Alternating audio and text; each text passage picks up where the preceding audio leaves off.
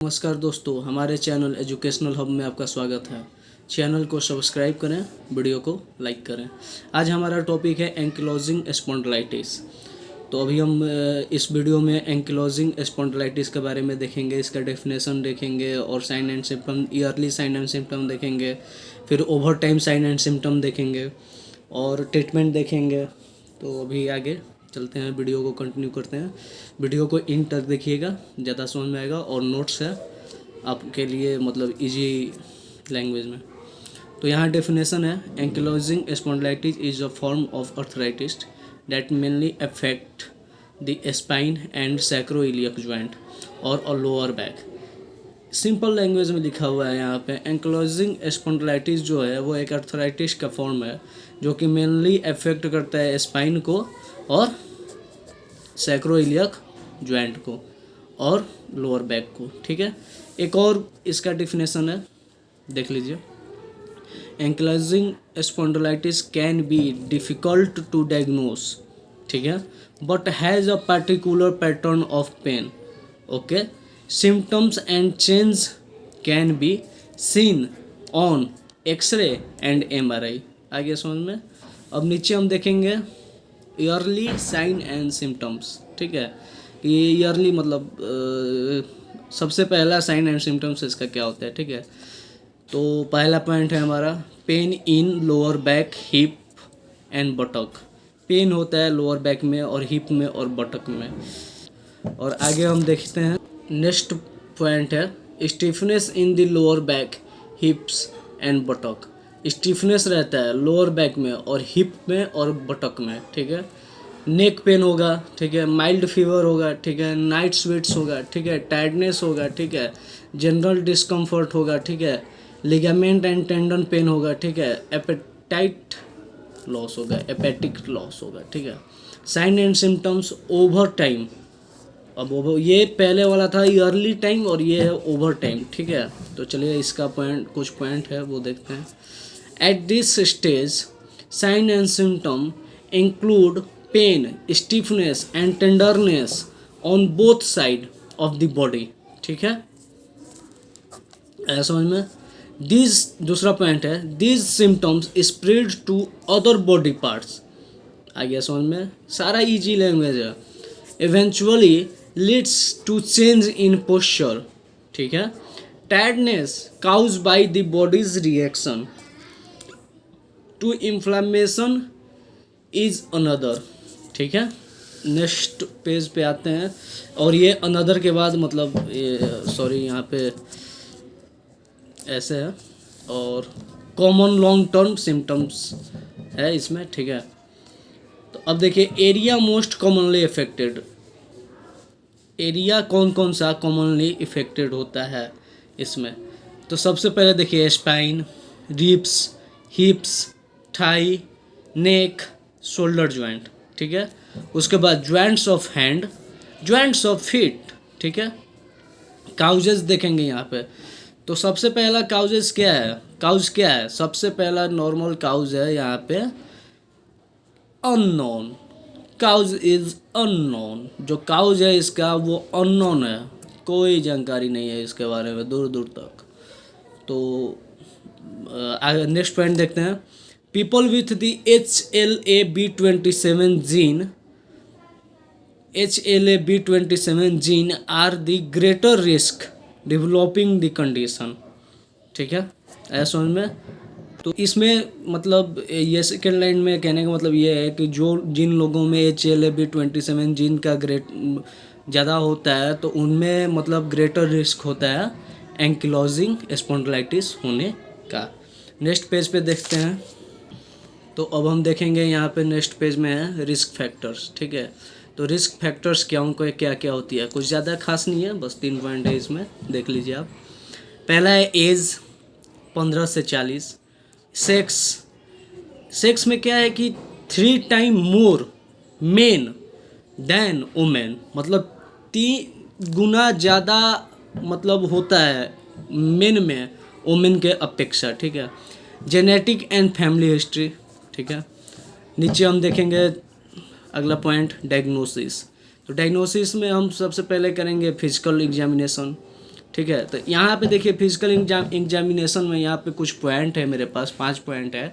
अगर इन 5 पॉइंट में कोई 4 अगर आपको पेशेंट के अंदर दिखता है तो आप समझिए कि स्पॉन्डिलाइटिस एंकिलोजिंग स्पॉन्डिलाइटिस का केस है, ठीक है। तो यहाँ पे मैं ऊपर से पढ़ लेता हूँ, ठीक है। इन्फ्लेमेटरी बैक पेन, अगर किसी में इन्फ्लेमेटरी बैक पेन है तो क्या क्या होगा। Chronic inflammatory back pain is defined when at least 4 out of 5 of the following parameters are present. ये जो 5 है, इन 5 में से अगर 4 आपको अगर किसी भी पेशेंट में लक्षण दिखते हैं तो समझिए कि वो एंकिलोजिंग स्पॉन्डिलाइटिस के केस है, ठीक है। पहला है इसमें age of onset below 40 years old, ठीक है। इंसिडियस ऑनसेट, ठीक है। इम्प्रूवमेंट विथ एक्सरसाइज, ठीक है। नो इम्प्रूवमेंट विथ रेस्ट, ठीक है। पेन एट नाइट, ठीक है।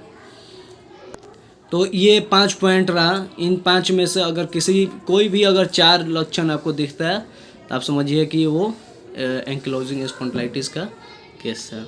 यहाँ पे देखिए नेक्स्ट पॉइंट है, फिजिकल का ही अभी चल रहा है, ठीक है। फिजिकल एग्जामिनेशन का ही चल रहा है, ये सेकंड पॉइंट है। पहला इन्फ्लेमेटरी बैक पेन था और ये सेकंड है past history of inflammation in the joints, heels and tendon bone attachment. Past history of inflammation हम चेक करेंगे, ठीक है।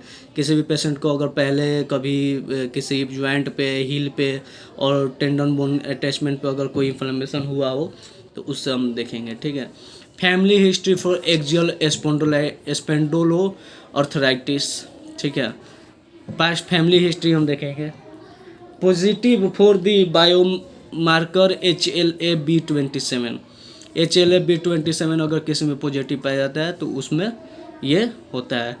Good response to treatment with NSAID, NSAID का जो होता है वो गुड रिस्पॉन्स होता है एंकिलोजिंग स्पॉन्डिलाइटिस के ट्रीटमेंट के लिए, ठीक है। ये हमारा हो गया फिजिकल एग्जामिनेशन का कुछ पॉइंट। अब सेकेंड हम क्या देखेंगे, ब्लड टेस्ट। ब्लड टेस्ट करके मतलब कि कैसे हम पता करेंगे, ठीक है। डॉक्टर्स में also request blood test to detect the presence of the HLA-B27 gene. आ गया समझ में। डॉक्टर्स क्या करते हैं, ब्लड टेस्ट करवाते हैं, ये मतलब कि चेक करने के लिए, देखने के लिए कि मतलब कि B27 HLA-B27 मतलब है कि नहीं है। तो यहाँ देखिए HLA-B27 के बारे में कुछ बातें। तो this gene is present in up to 95%। ये जीन जो होता है वो 95% से ऊपर पाया जाता है। कहाँ, तो वाइट, इग्नोर द साउंड, ठीक है। अभी हम देखते हैं आगे। 95% of white people in central Europe and north America, ठीक है। सेंट्रल यूरोप और नॉर्थ अमेरिका के वाइट पीपल्स में ये जीन 95% से ज़्यादा पाया जाता है, ठीक है। नेक्स्ट पॉइंट देखेंगे हम। However not everyone with the gene goes on to develop, ठीक है। only 1 to 2% of people, only 1 to 2% of people, next page में देखेंगे, ठीक है। with the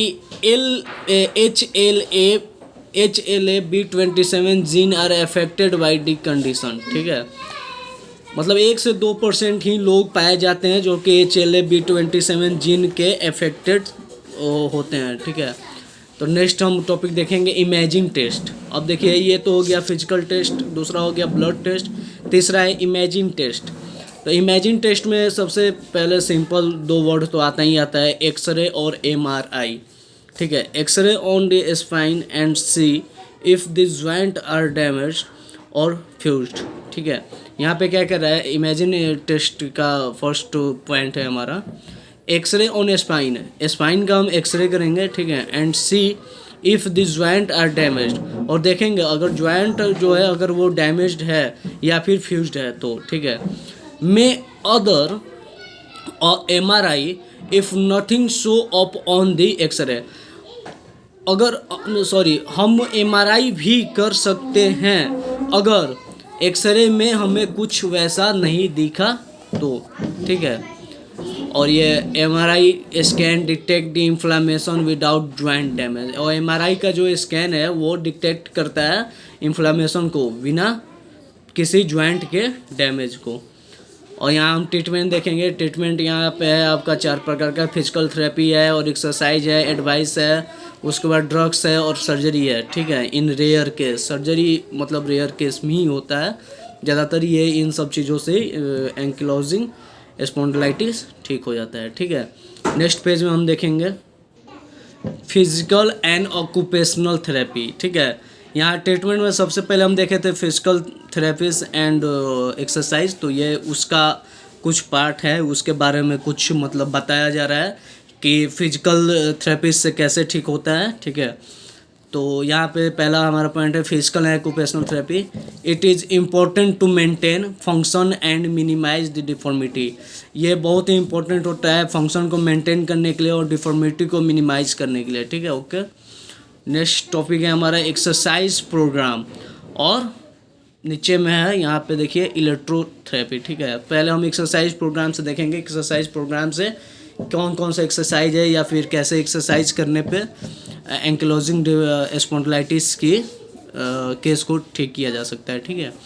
तो एक्सरसाइज प्रोग्राम में पहला पॉइंट है हमारा daily exercise help to reduce stiffness. अगर आप रोज़ एक्सरसाइज करते हैं तो वो आपको daily exercise help to reduce stiffness strength and muscle around the joint. अगर आप एवरी डे प्रत्येक दिन एक्सरसाइज करते हैं तो वो आपकी मदद करता है स्टिफनेस को रिड्यूस करने में और स्ट्रेंथ द मसल को स्ट्रेंथ बनाने में अराउंड द जॉइंट के जो अगल बगल का जो मसल है उन सभी के लिए, ठीक है। दूसरा पॉइंट है deep breathing exercise may help keep the chest cage flexible. Deep breathing अगर आप एक्सरसाइज करते हैं तो उससे क्या होता है कि हमारे चेस्ट केज जो होते हैं, रिब है हमारा चेस्ट केज को, ये फ्लेक्सिबल बनाते हैं, ठीक है। Swimming is an excellent form of exercise. Swimming जो है वो एकदम सबसे बेस्ट तरीका है एक्सरसाइज करने का for people with ankylosing spondylitis, ठीक है। और उसके बाद ग्रुप एक्सरसाइज, आप ग्रुप में हैं, 4 लोग मिल करके एक्सरसाइज कर रहे हैं तो वो भी सबसे अच्छा तरीका है, ठीक है। अब यहाँ देखेंगे इलेक्ट्रोथेरेपी। इलेक्ट्रोथेरेपी में कौन कौन सा डिवाइस है, कौन कौन सा मोडलिटीज़ है जिससे कि हम आपके एंकिलोजिंग स्पॉन्डिलाइटिस को ठीक करते हैं। तो सबसे पहला है ट्रांसक्यूटेनियस इलेक्ट्रिकल नर्व स्टिमुलेटर, ठीक है। तो ये टेंस हो गया। और यहाँ देखेंगे हम नेक्स्ट पेज में हॉट कंप्रेशन, ठीक है। अगला पॉइंट है ड्रग्स ट्रीटमेंट। अब ड्रग्स के द्वारा कैसे हम ट्रीटमेंट करेंगे, तो अब हम देखेंगे ड्रग्स ट्रीटमेंट के बारे में, ठीक है। दवाइयों से कैसे ट्रीटमेंट करें, तो यहाँ पे सबसे पहला आपको बहुत पहले से मैं पीछे इस वीडियो में भी बताया कि NSAID जो होता है वो बेस्ट ट्रीटमेंट के लिए यूज़ किया जाता है, ठीक है। यहाँ पे मैंने लिखा हुआ है the main use to is the pain and inflammation of as the NSAID। Pain और इन्फ्लामेशन के लिए NSAID हम यूज़ कर सकते हैं। यहाँ पे कुछ एग्जाम्पल है इंक्लूड्स, ठीक है, कुछ दवाइयों के नाम है आइबुप्रोफेन, नेप्रोक्सेन एंड डिक्लोफेनेक, ठीक है। इन तीनों ड्रग्स को हम यूज़ कर सकते हैं, ठीक है। और यहाँ पे देखिए 2 ड्रग्स और हैं, acetaminophen and codeine are also option if NSAID are unsuitable or inefficient. ये 2 ड्रग्स हम तो कब यूज करेंगे, जब अगर NSAID जो ड्रग्स है वो अगर नहीं है या फिर सुटेबल नहीं है, ठीक है। अदर ड्रग्स ऑप्शन इंक्लूड, यहाँ पे देखिए अदर ड्रग्स भी हैं, उनका भी ऑप्शन है, ठीक है। लोकली इंजेक्टेड कॉर्टिकोस्टेरॉइड, ठीक है। लोकली मतलब आप नॉर्मली इंजेक्ट कर सकते हैं कॉर्टिकोस्टेरॉइड को, ठीक है। एंटीरोमैटिक ड्रग्स को यूज कर सकते हैं, ठीक है, सच एज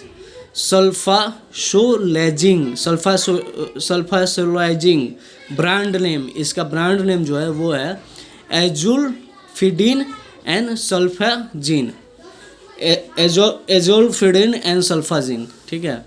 यहाँ पर देखिए एंड मेथोट्रेक्सेट, ठीक है।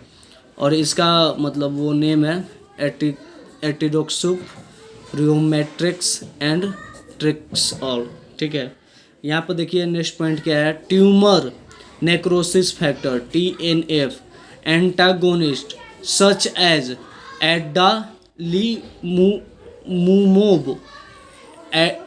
अडालीमुमोब, ठीक है, ह्यूमरिया, कोर्टिलिजम्प, ठीक है। यहाँ पे कोमा है, ठीक है। ये दूसरा नेम है इटानरसेप्ट गोलीमिमोब। अदर बायोलॉजिकल ट्रीटमेंट्स, ठीक है, और अदर भी बायोलॉजिक ट्रीटमेंट्स है सच एज सिकुकीनुमाब, ठीक है।